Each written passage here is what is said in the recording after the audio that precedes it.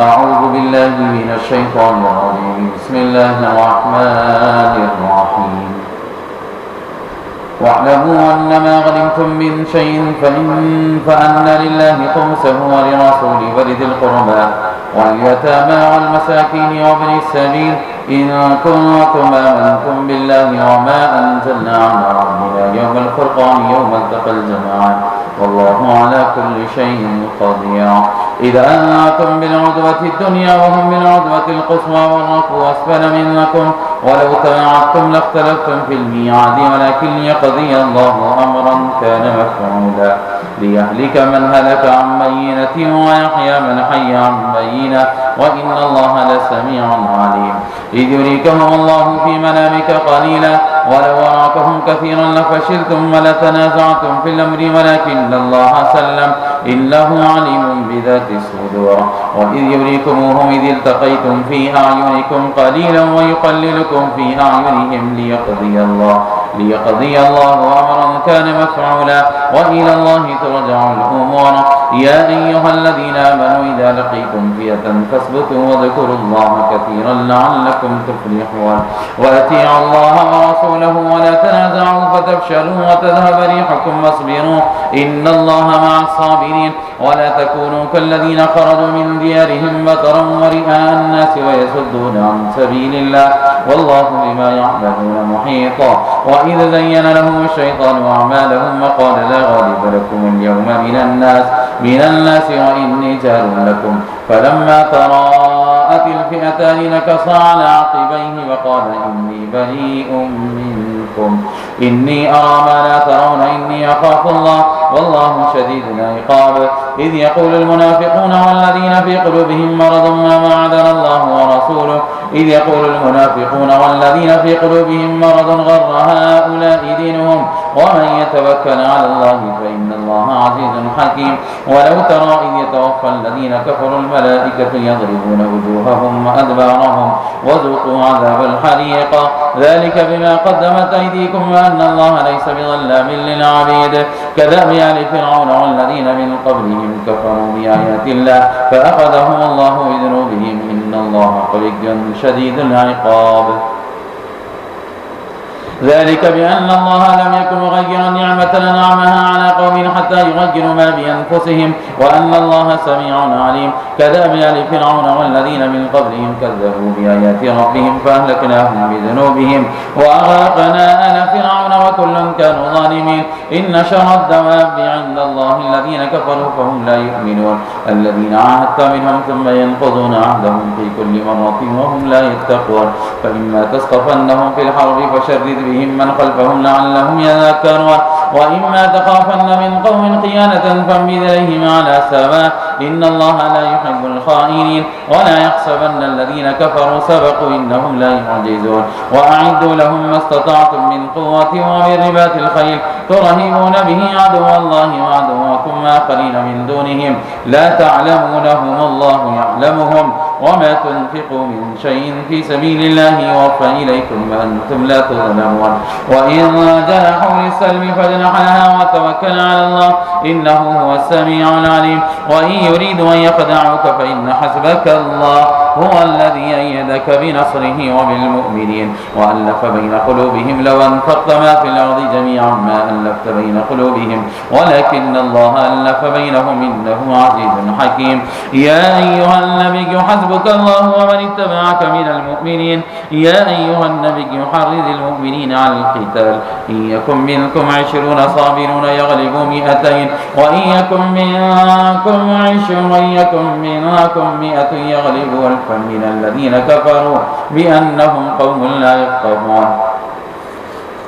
الآن خفف الله عنكم وعلم أن فيكم ضعفا فإن يكن منكم 100 صابرة يغلبوا 200 وإن يكن منكم 1000 يغلبوا 2000 بإذن الله والله مع الصابرين. ما كان لنبي أن يكون له أسرى حتى يسخن في الأرض تريدون عرض الدنيا والله يريد الآخرة والله عزيز حكيم. لولا كتاب من الله سبق لمسكم فيما أخذتم عذاب عظيم فكلوا مما غنمتم حلالا طيبا واتقوا الله إن الله غفور رحيم. يا أيها النبي قل لمن في أيديكم من الأسرى إن يعلم الله في قلوبكم خيرا يؤتكم خيرا مما أخذ منكم ويغفر لكم والله غفور رحيم وإن يريدوا خيانتك فقد خانوا الله من قبل فأمكن منهم والله عليم حكيم إن الذين آمنوا وهاجروا وجاهدوا بأموالهم وأنفسهم في سبيل الله والذين آووا ونصروا أولئك بعضهم أولياء بعض والذين آمنوا ولم يهاجروا ما لكم من ولايتهم من شيء حتى يهاجروا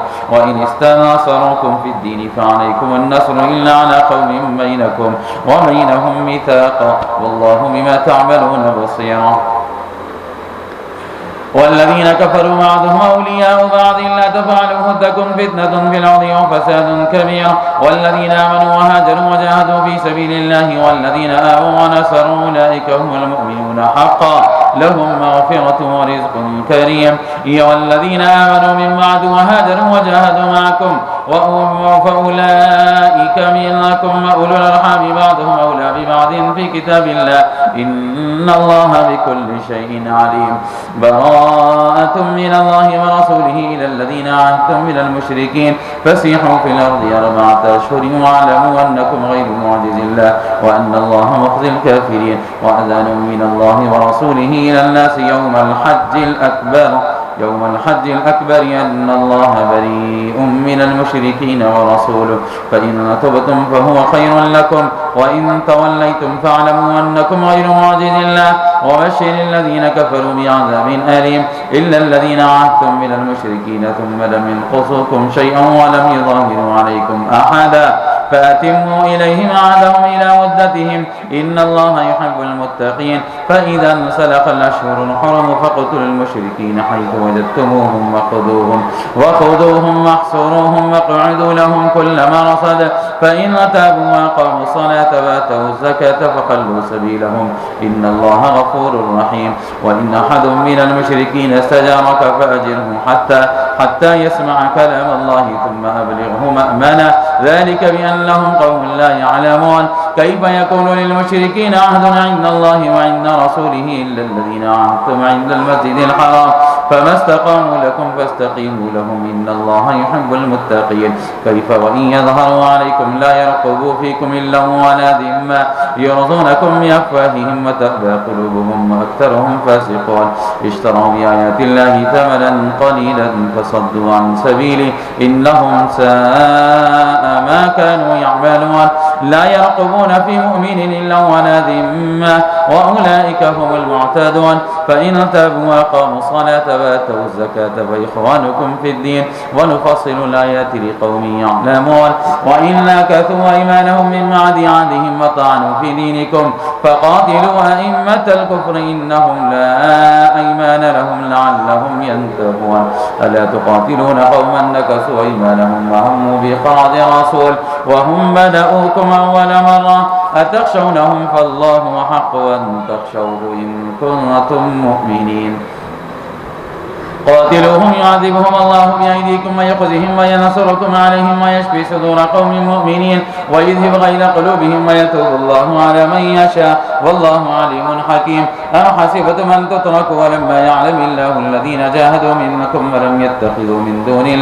من دون الله ولا رسوله ولا المؤمنين وليجا والله خبير بما تعملون ما كان للمشركين أن يعمروا مساجد الله شاهدين على أنفسهم بالكفر أولئك حبطت أعمالهم وفي النار هم خالدون إنما يعمر مساجد الله من آمن بالله واليوم الآخر وأقام الصلاة وآتى الزكاة ولم يخش إلا الله فعسى أولئك أن يكونوا من المهتدين أجعلتم سقاية الحاج وعمارة المسجد الحرام كمن آمن بالله واليوم الآخر وجاهد في سبيل الله لا يستوون عند الله والله لا يهدي القوم الظالمين الذين آمنوا وهاجروا وجاهدوا في سبيل الله بأموالهم وأنفسهم أعظم درجة عند الله وأولئك هم الفائزون يبشرهم ربهم برحمة منه ورضوان وجنات لهم فيها نعيم مقيم خالدين فيها أبدا إن الله عنده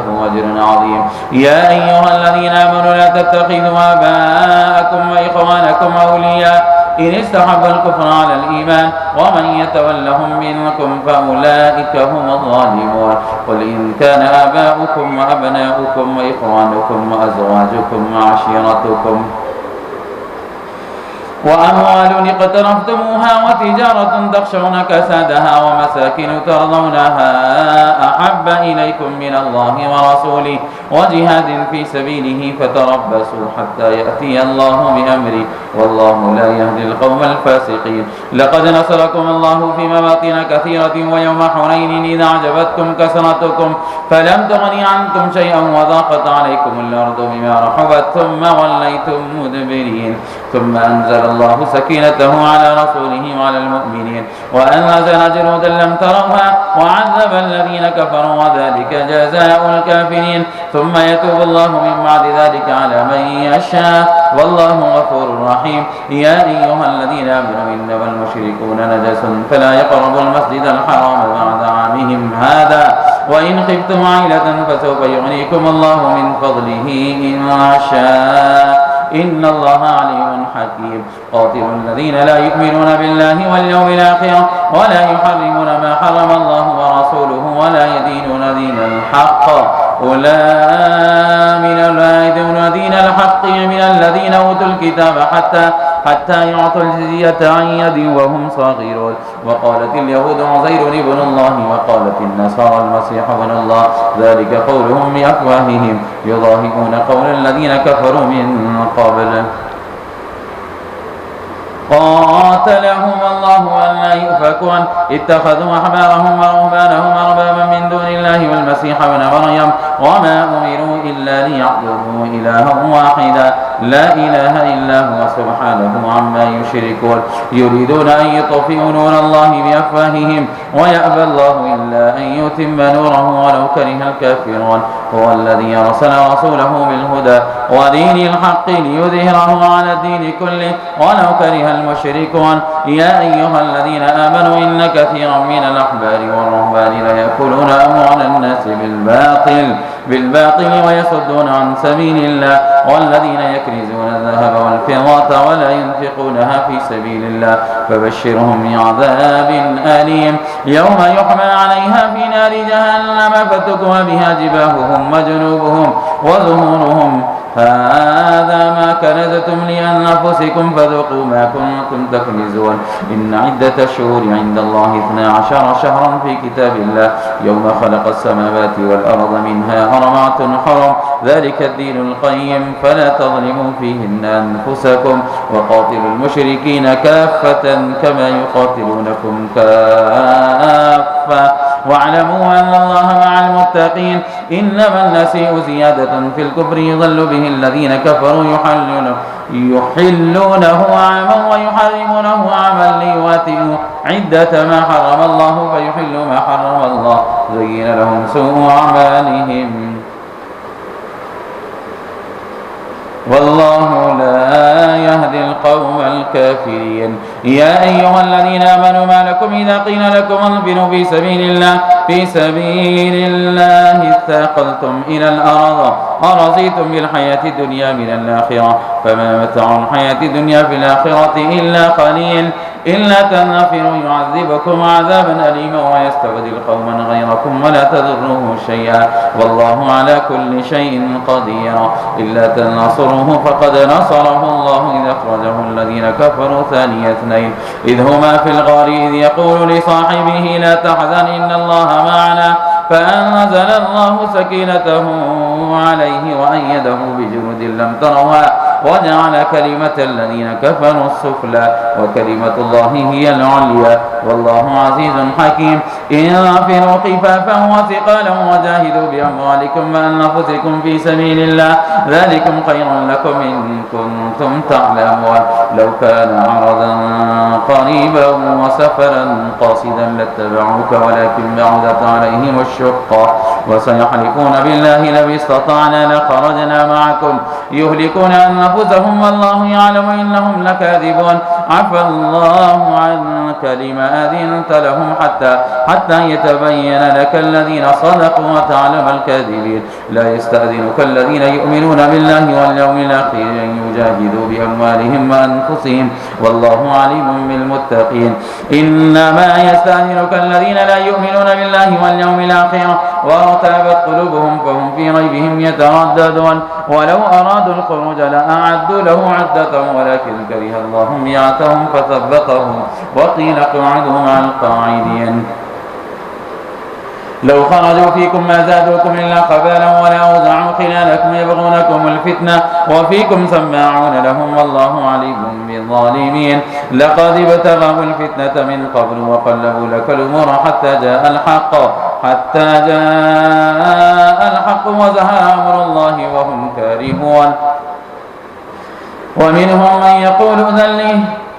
ولا تفتني ألا في الفتنة سقطوا وإن جهنم لمحيطة بالكافرين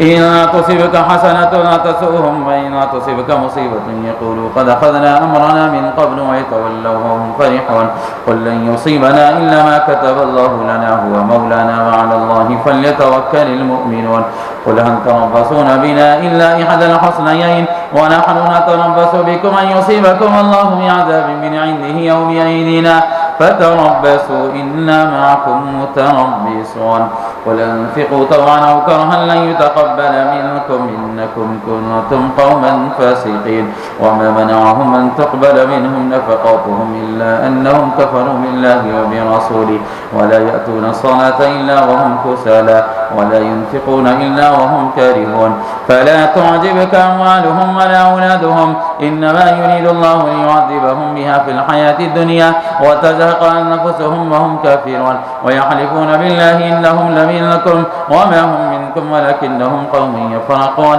لو يجدون ملجأ أو مغارات أو مدخلا لولوا إليه وهم يجمحون ومنهم من يلمزك في الصدقات فإن أعطوا منها رضوا وإن لم يعطوا منها إذا هم يسخطون ولو أنهم رضوا ما آتاهم الله ورسوله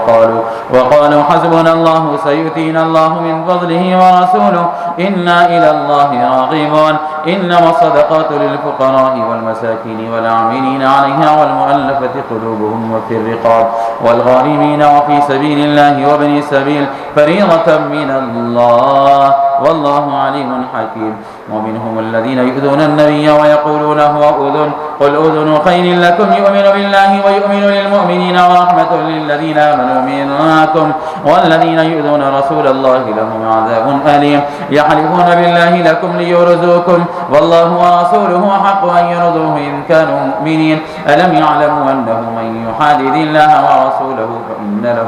فإن له نار جهنم خالدا فيها ذلك الخزي العظيم يحذر المنافقون أن تنزل عليهم سورة لا تنبئهم بما في قلوبهم قل استهزئوا إن الله مخرج ما تحذرون ولئن سألتهم ليقولن إنما كنا نخوض ونلعب قل بالله وآياته ورسوله كنتم تستهزئون لا تعتذروا قد كفرتم بعد إيمانكم إن نعفو عن طائفة منكم نعذب طائفة بأنهم كانوا مجرمين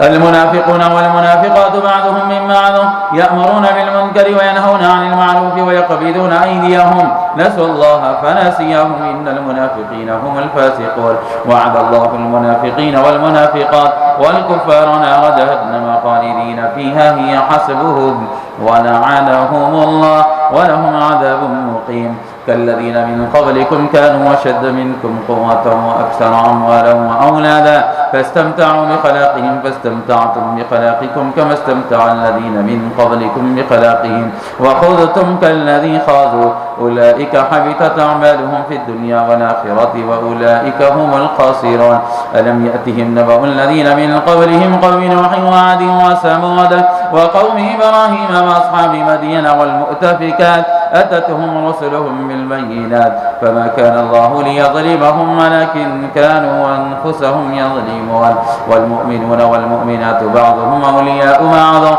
يأمرون بالمعروف وينهون عن المنكر ويقيمون الصلاة ويؤتون الزكاة ويطيعون الله ورسوله أولئك سيرحمهم الله إن الله عزيز حكيم. وعد الله المؤمنين والمؤمنات جنات تجري من تحتها الأنهار خالدين فيها ومساكن طيبة في جنات عدن ورضوان من الله أكبر ذلك هو الفوز العظيم. يا أيها النبي جاهد الكفار والمنافقين واغلظ عليهم ومأواهم جهنم وبئس المصير. يحلفون بالله ما قالوا ولقد قالوا كلمة الكفر وكفروا بعد إسلامهم وهموا بما لم ينالوا وما نقموا إلا نغناهم الله ورسوله من فضله فإن يتوبوا يك خيرا لهم وإن يتولوا يعذبهم الله عذابا أليما في الدنيا والآخرة وما لهم في الأرض من ولي ولا نصير. ومنهم من عاهد الله لئن آتانا من فضله لنصدقن ولنكونن من الصالحين فلما آتاهم من فضله بخلوا به وتولوا وهم معرضون فأعقبهم نفاقا في قلوبهم إلى يوم يلقونه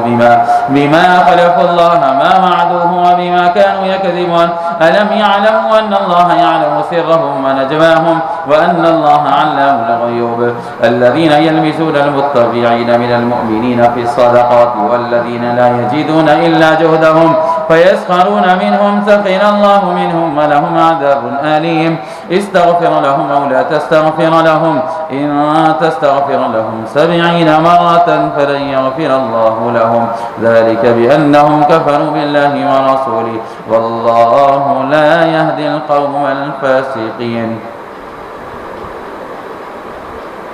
فرح المخلفون بمقعدهم خلاف رسول الله وكرهوا أن يجاهدوا بأموالهم وأنفسهم في سبيل الله وقالوا لا تنفروا في الحر قل نار جهنم أشد حرا لو كانوا يفقهون فليضحكوا قليلا وليبكوا كثيرا جزاء بما كانوا يكسبون. فإن رجعك الله إلى طائفة منهم فاستأذنوك للخروج فقل لن تخرجوا معي أبدا ولن تقاتلوا معي عدوا إنكم رضيتم بالقعود أول مرة فاقعدوا مع الخالفين ولا تصلي على أحد منهم مات أبدا ولا تقم على قبره إنهم كفروا بالله ورسوله وماتوا وهم فاسقون. ولا تعجبك أموالهم وأولادهم إنما يريد الله لأن يعذبهم بها في الدنيا وتزهق أنفسهم وهم كافرون. وإذا نزل سورة أن آمنوا بالله وجاهدوا مع رسوله استأذنك أولو الطول منهم وقالوا ذرنا نكن مع القاعدين رضوا بأن يكونوا مع الخبالف وتبع على قلوبهم فهم لا يفقهون. لكن الرسول والذين آمنوا معه جاهدوا بأموالهم وأنفسهم وأولئك لهم الخيرات وأولئك هم المفلحون. أعد الله لهم جنات تجري من تحتها الأنهار خالدين فيها ذلك الفوز العظيم. وجاء المعذرون من الأعراب ليؤذن لهم وقعد الذين كذبوا الله ورسوله سيصيب الذين كفروا منهم عذاب أليم. ليس على الضعفاء ولا على المرضى ولا على الذين لا يجدون ما ينفقون حرج إذا نصحوا لله ورسوله ما على المحسنين من سبيل والله غفور رحيم. ولا على الذين إذا ما أتوك لتحملهم قلت لا أجد ما أحملكم عليه تولوا وأعينهم تفيض من الدمع حزنا لا يجدوا ما ينفقون إنما السبيل على الذين يستأذنونك وهم أغنياء رضوا بأن يكونوا مع الخوالف وتبع الله على قلوبهم فهم لا يعلمون. صدق الله العظيم.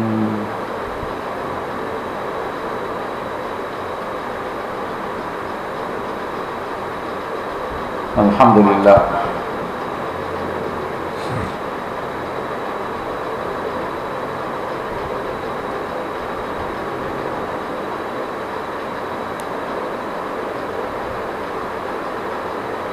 اس وقت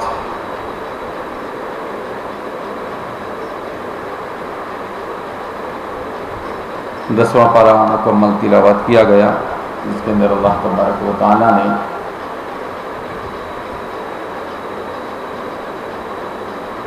بہت سارے احکامات ارشادات اور اپنے بندوں کو ہدایات عنایت فرمائے ہیں، جس میں بطور خاص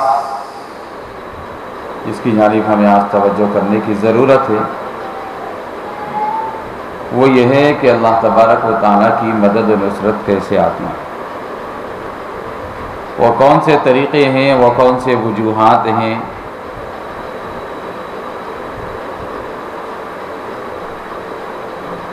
جن کی وجہ سے اللہ تبارک و تعالیٰ کی خاص مدد اور نصرت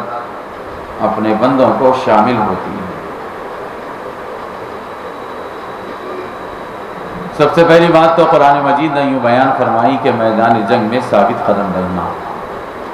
جب کفاروں کے ساتھ مقابلہ ہو، متعندین کے ساتھ، تو اس وقت میدان جنگ میں ثابت قدم رہنے سے اللہ تبارک و تعالیٰ کی مدد و نصرت آتی ہے۔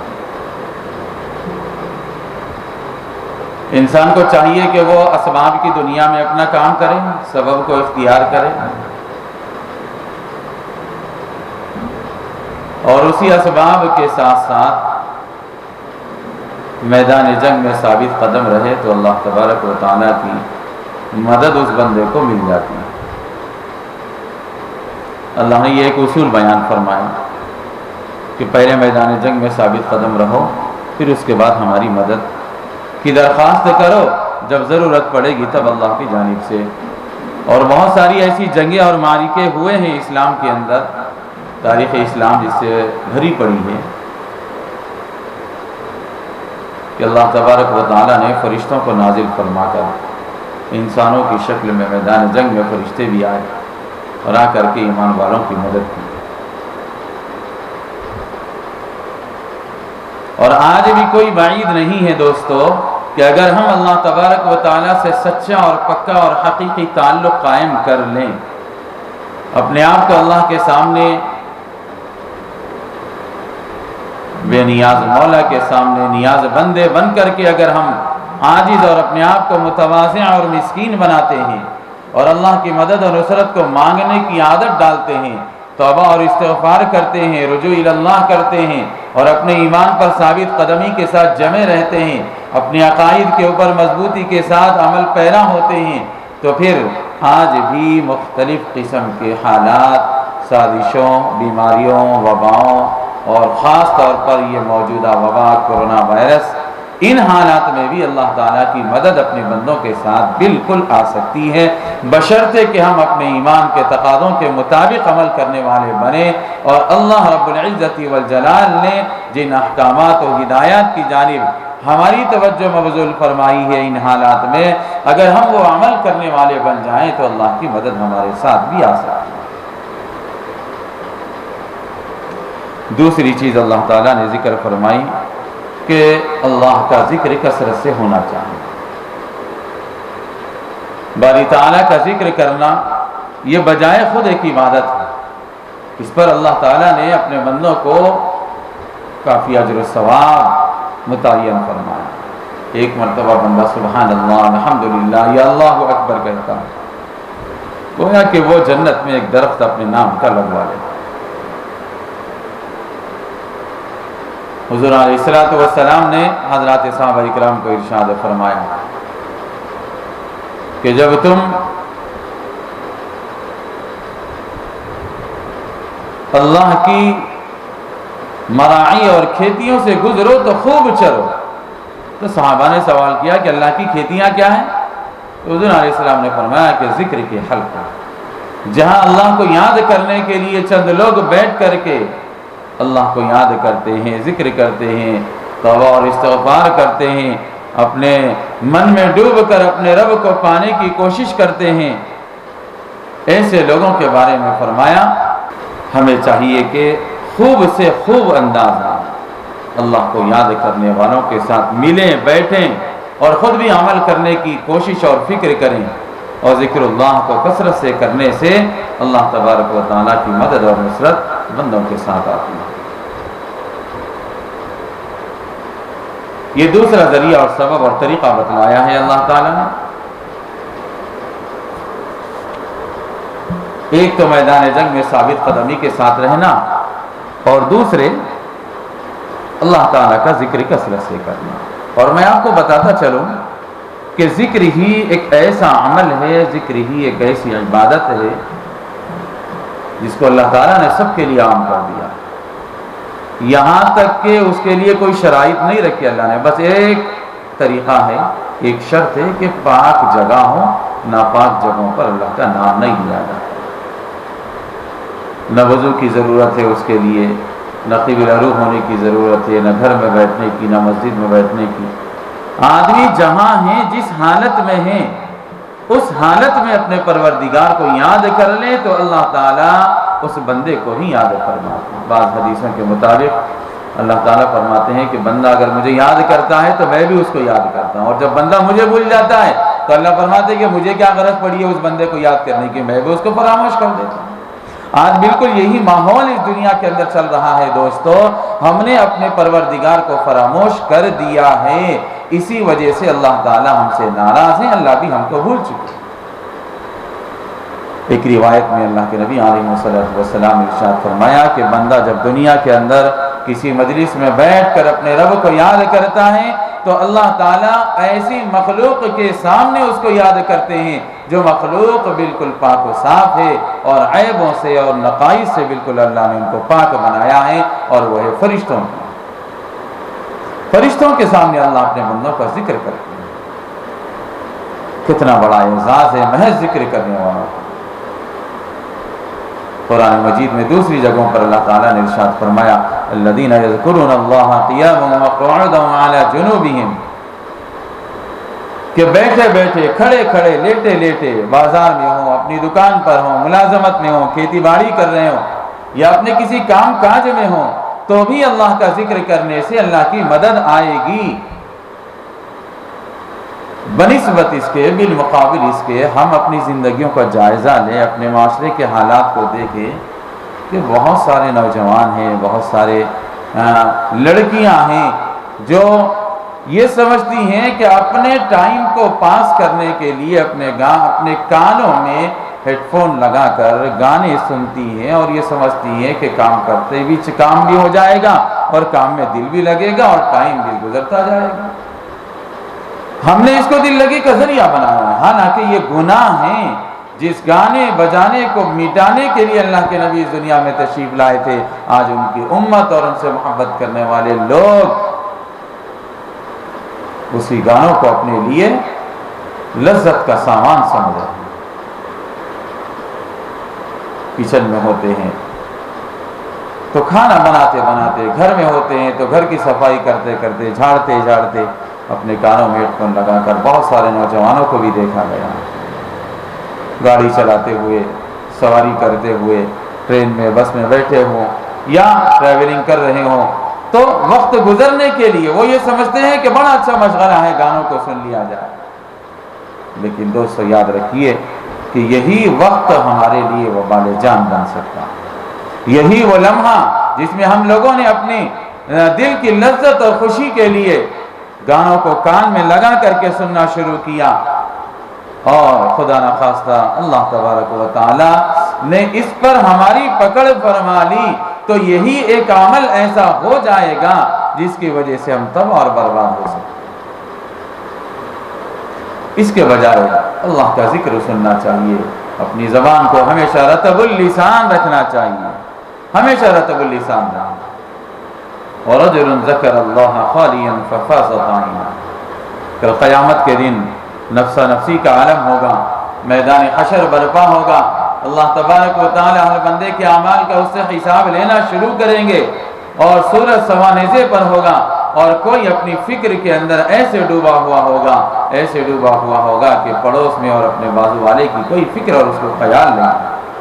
یوم یفر المرء من اخیہ وامہ وابی وصاحبتہ وبنی، ماں اور باپ سے بندہ بچھڑ جائے گا۔ جس ماں نے پالا پوسا ہے ایسی ماں کو بھی پہچاننے سے بچہ انکار کر دے گا، اتنی فرصت ہی نہیں رہے گی۔ جس باپ نے اپنی محنت کی کمائی اور ملازمت جاب کر کے اپنے بچوں کو پڑھایا لکھایا بڑا کیا شادی بیاہ کی سب کچھ کیا ان کے ناز و نخروں کو برداشت کیا کل یہ باپ بھی سامنے آئے گا تو میدان حشر میں یہ اولاد پہچاننے سے انکار کر دیا۔ ایسے ماحول میں اگر اللہ رب العزت والجلال کسی بندے کو اپنے عرش کا سایہ نصیب فرمائیں گے تو اللہ کے نبی نے ارشاد فرمایا وَرَجُلٌ ذَكَرَ اللَّهَ خَالِيًا، وہ بندہ جس نے تنہائی میں اپنے رب کو یاد کیا اور اللہ کو یاد کر کے اس کی دو آنکھیں بہہ پڑیں، دونوں آنکھوں سے آنسو کے قطرات نکل پڑے، اللہ اس قطرے کی لاج رکھ کر اس بندے کو عرش کا سایہ نصیب فرمائے۔ سب لوگ سائے کے تلاش میں رہیں گے اور پسینے میں غرق رہیں گے، ڈوبے ہوئے رہیں گے۔ بعض روایات کے مطابق انسان کا دماغ گرمی سے اپنے سر کے اندر ایسے پکے گا جیسے کسی ہانڈی میں گوشت ابالنے کی آواز آتی ہے، ایسے پکتا رہا۔ ایسے موقع پر اگر ہمارا ذکر کام آ گیا، رب کو یاد کرنا ہمارا کام آ گیا تو پھر دوستو ہم کامیاب ہو جائیں گے۔ اور اگر خدا نخواستہ ہم نے ذکر اللہ سے غفلت برتی، اللہ کے کلام سے، اللہ کی یاد سے، اللہ کے ذکر سے اور تسبیحات سے ہم نے اگر غفلت برتی اور کچھ بھی ذکر کر کے اللہ کو خوش نہیں کیا تو پھر ہمیں پچھتانا پڑے گا، کبھی افسوس مننا پڑے گا، حالانکہ اس دن افسوس کا کرنا بھی انسان کے کام نہیں آئے گا۔ اس لیے اللہ تبارک و تعالیٰ نے قرآن مجید کی آیات میں فرمایا کہ اگر ہماری مدد و نصرت چاہتے ہو اور ہماری خاص مدد کو متوجہ کرنا چاہتے ہو تو پھر ہمیں یاد کرو، ہمارا ذکر کرو، فَاذْكُرُونِي أَذْكُرْكُمْ وَاشْكُرُوا لِي وَلَا تَكْفُرُونِ۔ قرآن میں اللہ نے فرمایا تم مجھے یاد کرو میں تمہیں یاد کروں گا۔ اللہ تمہیں یاد کرتا ہے، اس سے بڑی اور کیا بات ہونی چاہیے۔ مالک اور اپنے آقا کو تو سب ہی یاد کرتے ہیں، لیکن آقا اپنے غلام اپنے بندے کو یاد کر لے، یہ کمال ہے، یہ اللہ کی توجہ ہے، یہ اللہ کی محبت اور عنایت اور شفقت و مہربانی اور اس کا فضل و کرم ہے ہمارے ساتھ کہ ہم اگر دنیا میں اللہ کا ذکر کرتے ہیں تو اللہ بھی ہم کو یاد کرتا ہے۔ اس لیے کثرت سے ذکر کرنے والے بنے۔ رمضان کے ان مبارک ایام میں بھی ہمارے لیے لازم اور ضروری ہے کہ ہم روزے کی عبادت، زکوٰۃ، صدقات اور عطیات اور پھر اسی طرح تراویح اور قرآن مجید کی تلاوت، ان سب اعمال کے ساتھ ساتھ کچھ وقت اپنے لیے متعین کر لیں کہ ہم اس کے اندر اللہ کا ذکر کریں گے۔ ذکر اللہ بہت بڑی دولت ہے دوستو۔ اللہ کے ذکر کی حلاوت اگر انسان کو لگ جائے تو پھر دنیا کی ہر چیز انسان کو ہیچ اور بیکار لگے۔ اور تیسرا سبب جس کے ذریعے سے اللہ تعالیٰ کی مدد و نصرت بندوں کو ملتی ہے وہ ہے اختلاف اور لڑائی سے بچ کر زندگی گزارنا۔ اگر آپسی نزاع، آپسی اختلافات، تنازعات اور ایک دوسرے سے لڑائی جھگڑا یہ ہماری زندگیوں میں رہا تو پھر ہم اللہ کی مدد کو حاصل نہیں کر سکتے۔ اگر اللہ کی مدد لینا چاہتے ہیں، اس کی نصرت ہم کو ملنا ہمارے لیے ضروری ہے تو پھر ہمیں چاہیے کہ ہم اللہ رب العزت والجلال کا ذکر کریں اور ساتھ ساتھ لڑائی جھگڑے کو بھی دور کریں۔ آج دیکھیے معاشرے کے اندر، سماج اور سوسائٹی کے اندر کتنی لڑائیاں ہیں اور آپس میں لوگ کتنے ایک دوسرے سے منتشر اور ہوتے جا رہے ہیں، بکھرتے جا رہے ہیں، معمولی باتوں پر لڑائی جھگڑے ہو رہے ہیں، کھانے کے مسئلے پر لڑائی جھگڑی، ساس بہوؤں کے اندر لڑائی جھگڑا، نندن اور دیورانیوں کے اندر جھگڑا، پتہ نہیں کن بنیادوں پر، بالکل چھوٹی سی اور ہلکی سی بات۔ کئی ایسے مسائل ہمارے سامنے آتے ہیں شہر کے اندر، یہاں شریف پنچایت چلتی ہے علماء کرام کے درمیان میں، تو وہاں درخواستیں ایسی موصول ہوتی ہیں، پڑھ کر کے حیرت ہوتی ہے اور اللہ جانے کیا سوچتا ہے لوگوں کو کہ یہ بھی کوئی لڑائی کرنے کی چیز ہے۔ خاندان بکھر جاتے ہیں، رشتے ٹوٹ جاتے ہیں، ایک دوسرے کے ہمیشہ کے لیے دشمن بن جاتے ہیں، عداوتیں اور نفرتیں ان کے درمیان آتی ہیں اور کوئی ایک دوسرے کو دیکھنے کے لیے تیار نہیں ہوتا ہے۔ خدا را اپنے ان آپسی تنازعات کو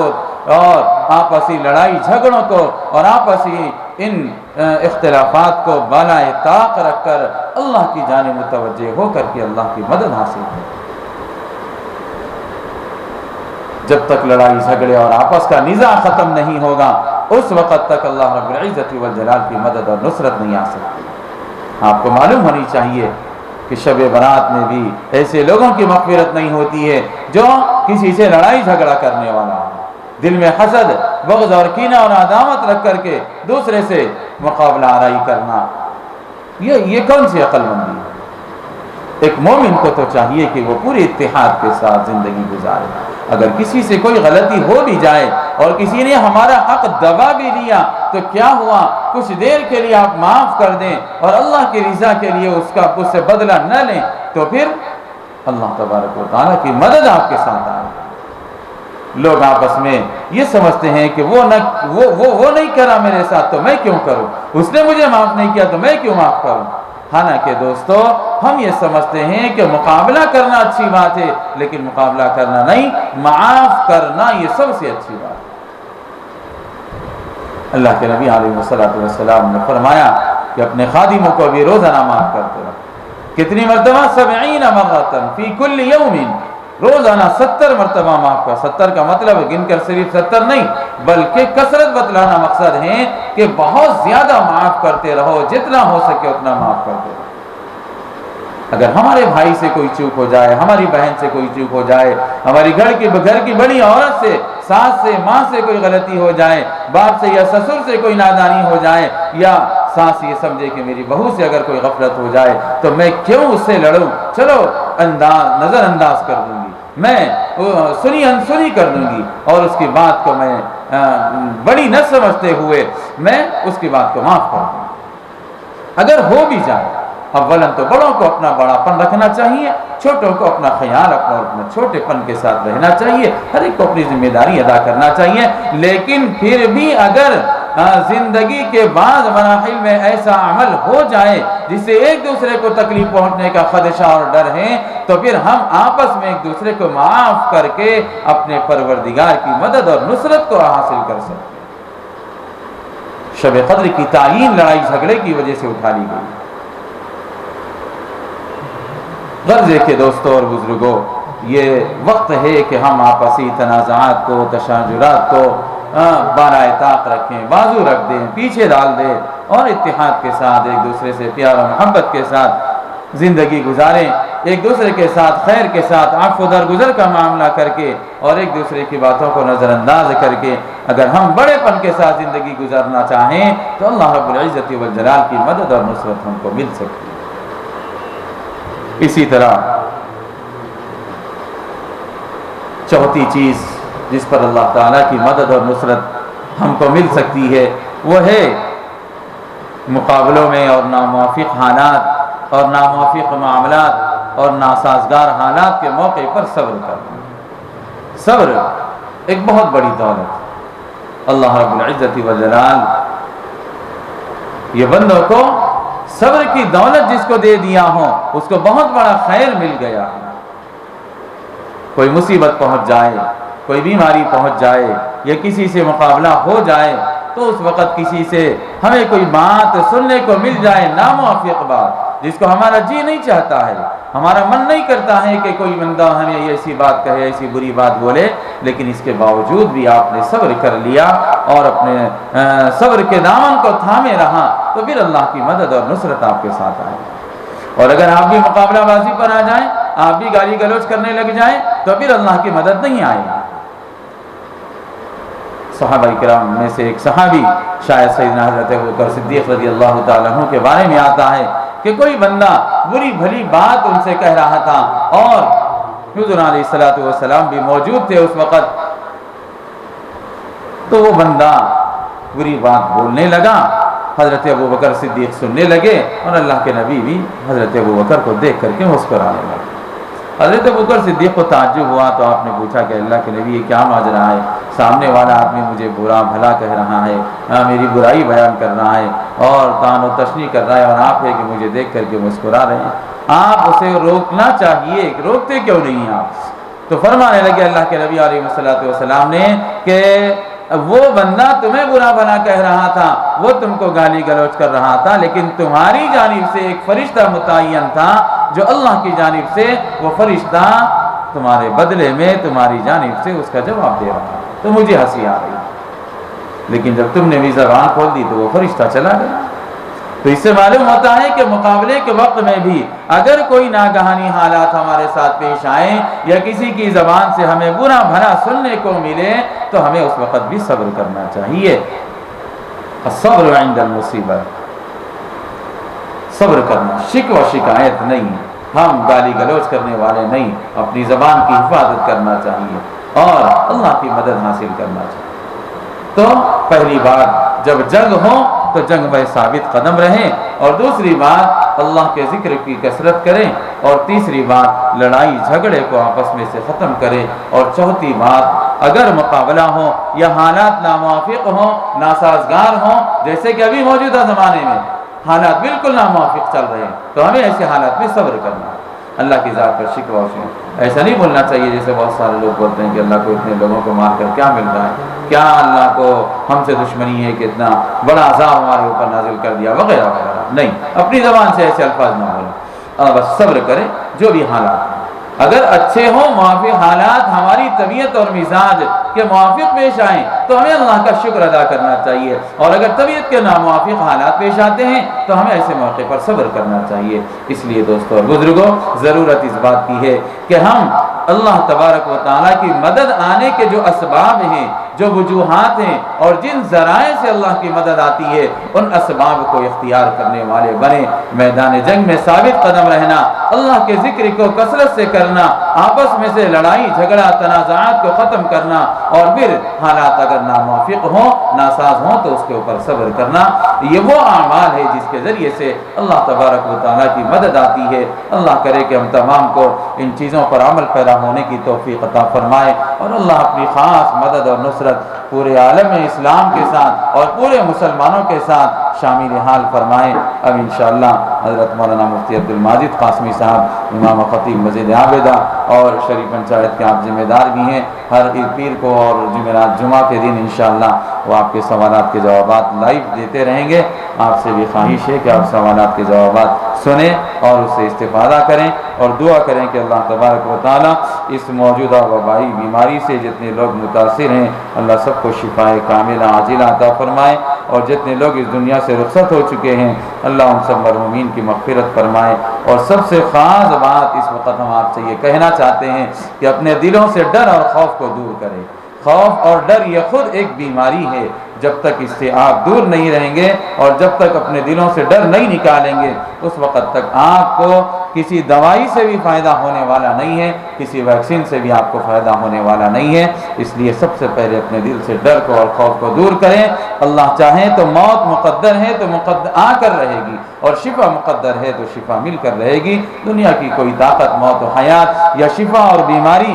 اور مرض دینے والی نہیں ہے، یہ سب چیزیں اللہ تبارک و تعالیٰ کے قبضہ قدرت میں ہیں۔ اللہ پاک سب کو شفا کاملہ عطا فرمائے، آمین۔ وآخر دعوانا الحمدللہ۔